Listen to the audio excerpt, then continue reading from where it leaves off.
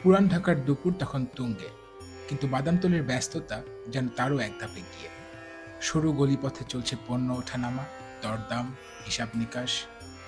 দেশের নানা প্রান্ত থেকে আসা ফল আর বিদেশ থেকে আমদানি হওয়া ফলের বড় একটি অংশ, সবকিছুরই পথ এসে মিলে যায় এখানে।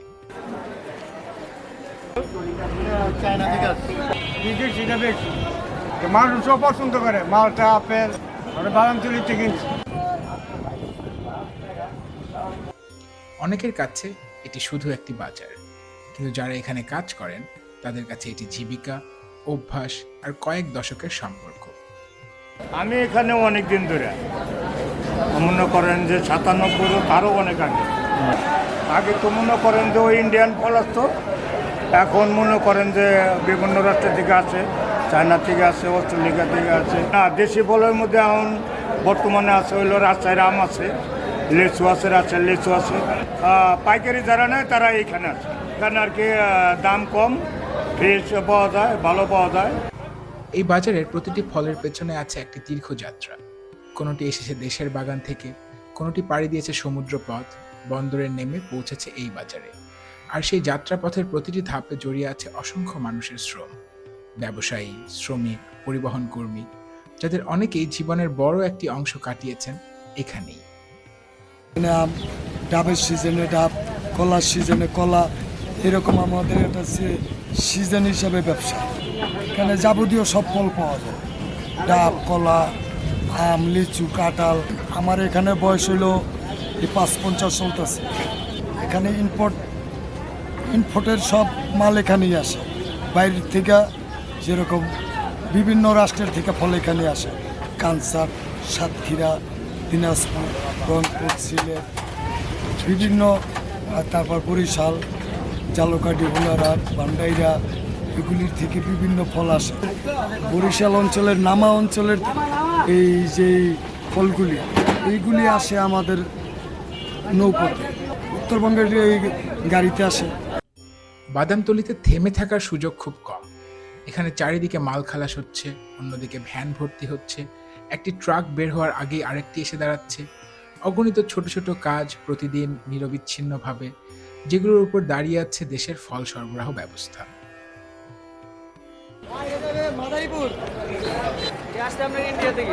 আমার নাম সুহিল। বাদামতলী আছে 12 বছর, ভ্যান গাড়ি চালাই। পাইকার এসে পাইকার কিনছে, কেনানোর পর তার মাল নিয়ে যায়। দেখা যায় গুলিস্তান যায়, যাত্রাবাড়ি যাই, সাইদাবাদ যাই, কারণ বাজার যাই, খেপ নিয়ে। যদি একদিন বাদামতলী বন্ধ থাকে, পরের দিন কামাইলে 5,000 টাকা উপরে কামাইতে হবে, 2 গুণ খেপ মারতে হবে। আমার নাম মোহাম্মদ হাসিবুল, আমি এই জায়গায় সর্দার। আমার কাজ হচ্ছে এই জায়গায় যত আম আসবে পরিচালনা করা আমার দায়িত্ব।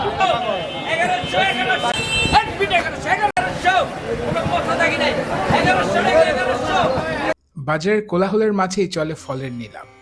বাইরের কারো কাছে এটি হয়তো বিশৃঙ্খলা মনে হতে পারে, চারিদিকে ডাকাডাকি, ইশারা, দ্রুত বদলে যাওয়া দাম, কিন্তু যারা এখানে আছেন তাদের কাছে এটি এক পরিচিত ছন্দ, অভিজ্ঞতা, বিশ্বাস আর বছরের পর বছর গড়ে ওঠা বোঝাপড়ার এক নিজস্ব ভাষা।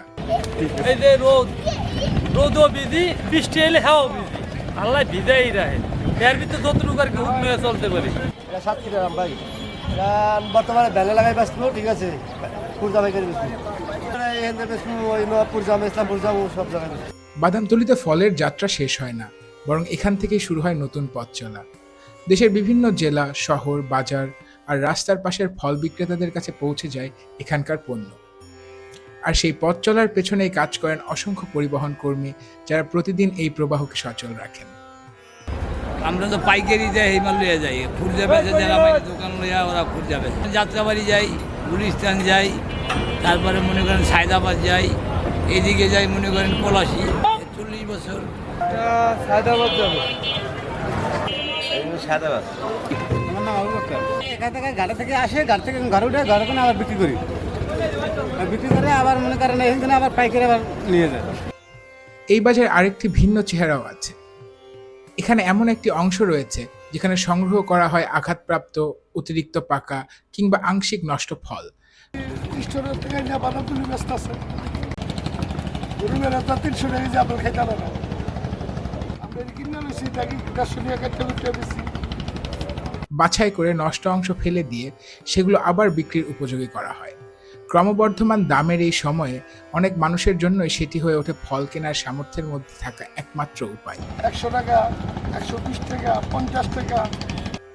বাদামতলী হয়তো শহরের আলোচিত জায়গাগুলোর একটি নয়, তবুও প্রতিদিন নীরবে এটি যুক্ত করে কৃষকের বাগানকে ভোক্তার টেবিলের সঙ্গে। হাজারো মানুষের শ্রম, অগণিত লেনদেন আর অবিরাম চলাচলের মধ্য দিয়ে এই বাজারটি বেঁচে থাকে নিজের ছন্দে। কারণ আমাদের হাতে পৌঁছানোর অনেক আগেই প্রতিটি ফল কোনো না কোনোভাবে অতিক্রম করে বাদামতলীর মতো একটি জায়গা, যেখানে বাণিজ্য, পরিশ্রম আর মানুষের জীবন এক সূত্রে গাঁথা।